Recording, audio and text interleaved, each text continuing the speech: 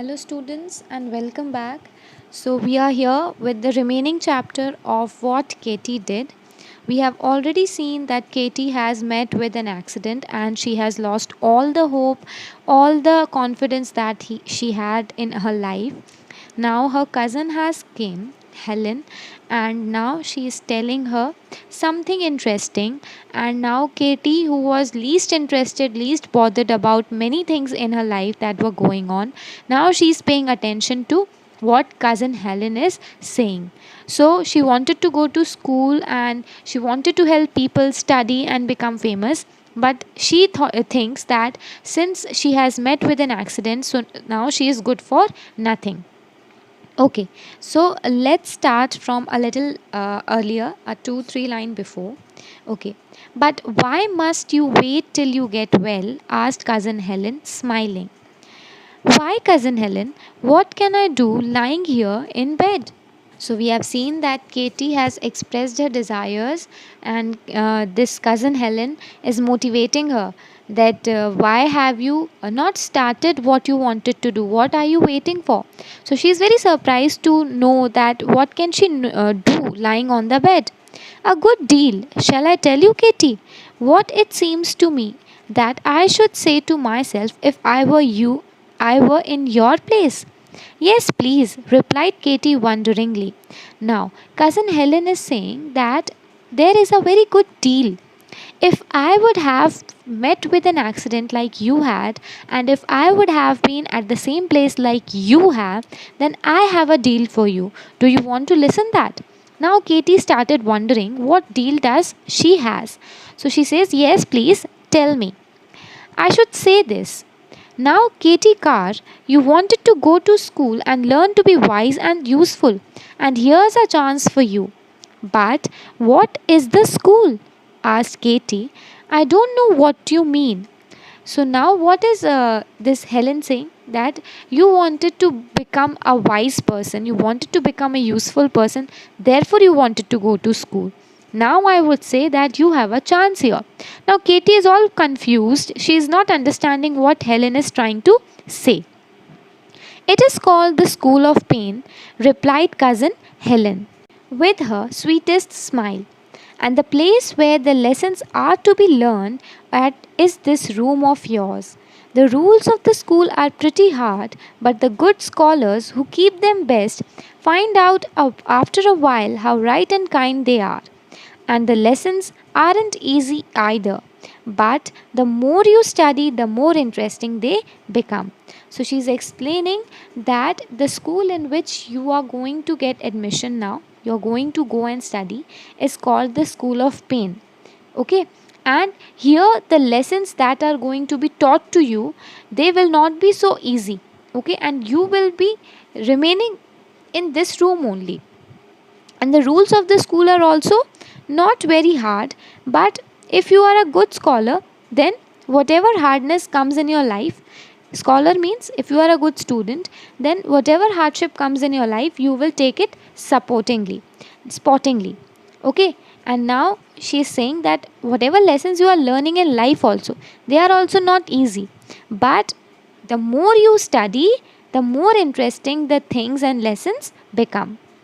What are the lessons? Asked Katie, getting interested and beginning to feel as if cousin Helen were telling her a story.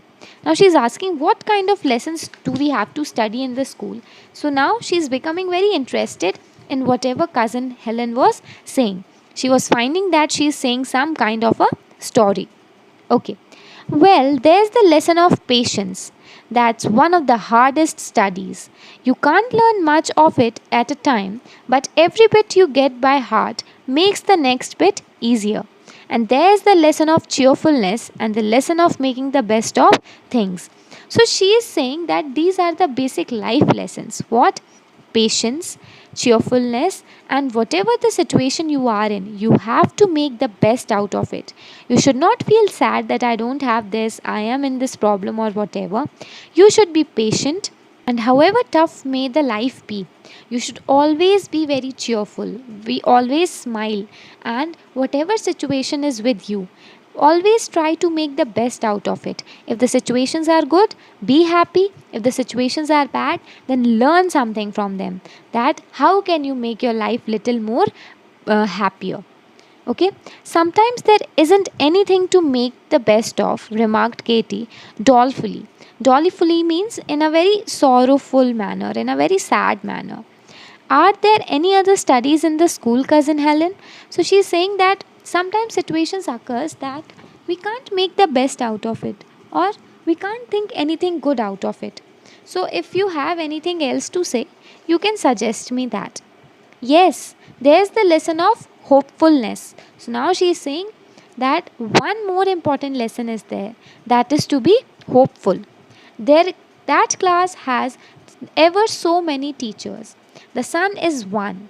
He sits outside the window all day waiting for a chance to slip in and get at his pupil. He's the first rate teacher, too.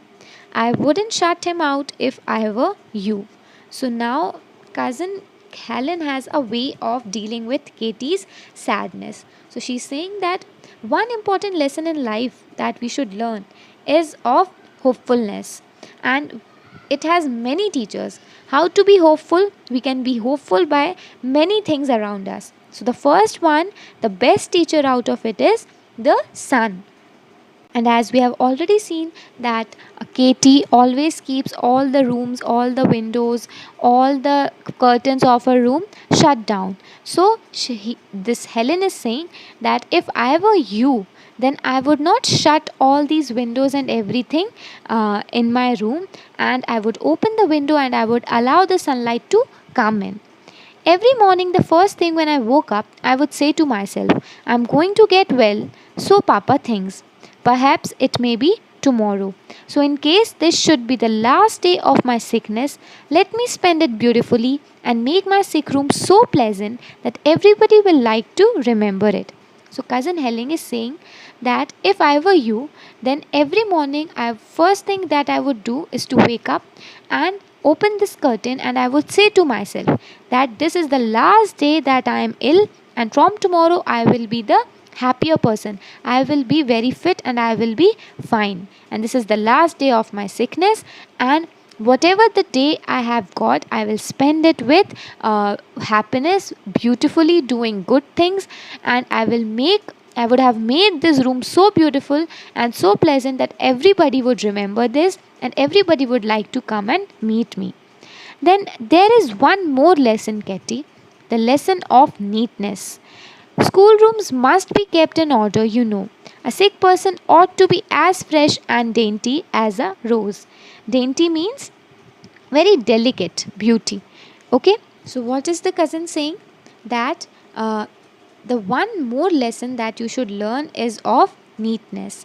As we keep our schoolrooms clean, in order to keep yourself clean also, you should be very fresh. Okay, so if you are a sick person, then you should keep yourself fresh and you should keep yourself as delicate as a rose. Cousin Helen went on. Then, after the room is made pleasant, I would have all my lesson books fetched up. If I were you, and I would sit and study for a couple of hours every morning.